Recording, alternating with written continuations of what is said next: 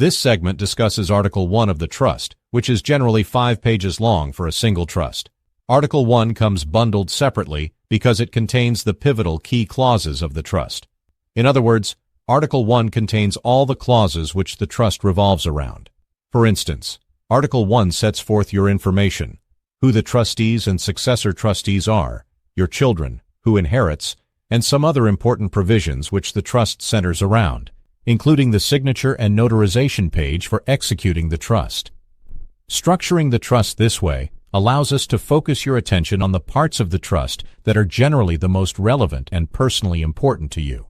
And these provisions can all be found in the first pages of your trust in Article 1. The balance of the trust, which consists of numerous standard clauses, is bundled together in Exhibit A, which is discussed in a separate segment. Here we concentrate on Article 1, the heart and soul of the trust.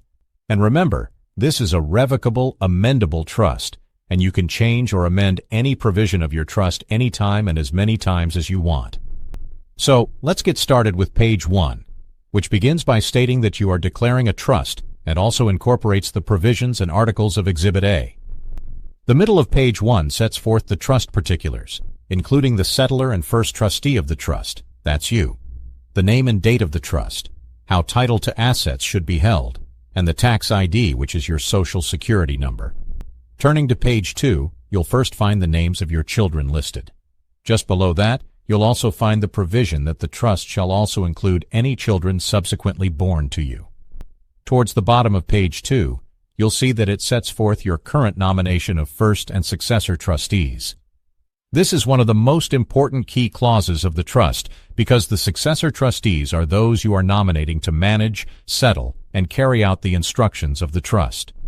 They serve in the order listed, only falling to the next person when the one above can't, won't, or is no longer able to serve as trustee. It is important not to confuse trustees with beneficiaries, or those who inherit the estate.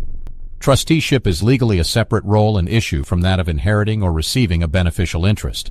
That's known as being a beneficiary. That said, many times, but not always, a trustee is also a beneficiary and thus also entitled to part of the estate, and that may be the case with your trust.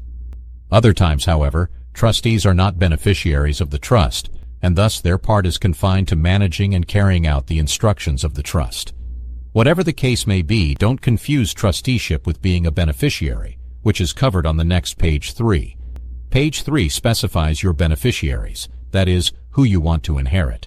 The most common inheritance provision, and the one displayed on the example page, typically calls for the trust estate to be distributed to your descendants by right of representation.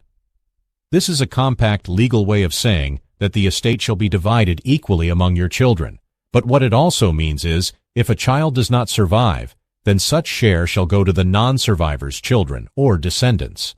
In other words, they stand in their parents' stead by right of representation. However, if a predeceased child has no legal descendants, then such share would be divided among your other children. Descendants by right of representation is by far the most common inheritance provision, and is also largely consistent with the intestate laws that govern when someone dies without an estate plan. In other words, it is generally what the law believes you would want. For those that are not specifying descendants by right of representation, you'll generally find your inheritance provisions also spelled out on page 3. On this same page, you will also find provisions for the young person's trust that set forth the age a beneficiary must attain to manage their own inheritance. If a beneficiary is below the threshold age, then such share remains in trust and is governed by the terms of the young person's trust until the beneficiary reaches the age that you specified. During that time, the trustee manages the inheritance and essentially acts as your gatekeeper with the wide discretion to make distributions for the beneficiary's health, education, and support. The goal of these provisions is to grant your trustee the power to exercise this discretion the same as you would.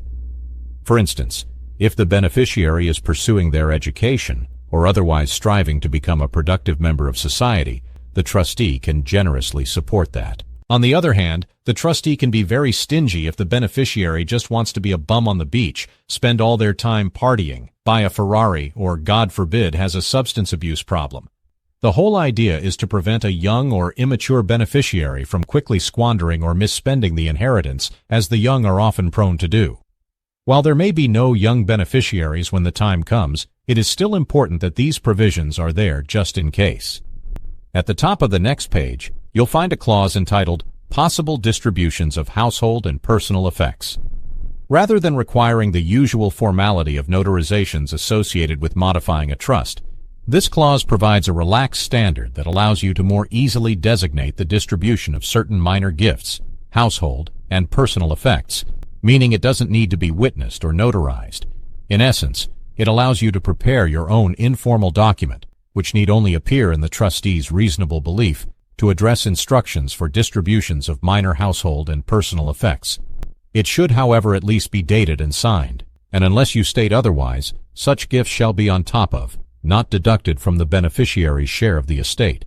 Finally, we move to the last page of Article 1, which is the execution and acknowledgement page. This is where you should sign your trust twice where indicated, just above your name. The area below is for the notary, so please do not sign in the notary area. As always, you should have your documents notarized as soon as possible. Please be sure the notary completes both acknowledgement areas below, as the notary needs to acknowledge your signatures as settlor and again as trustee.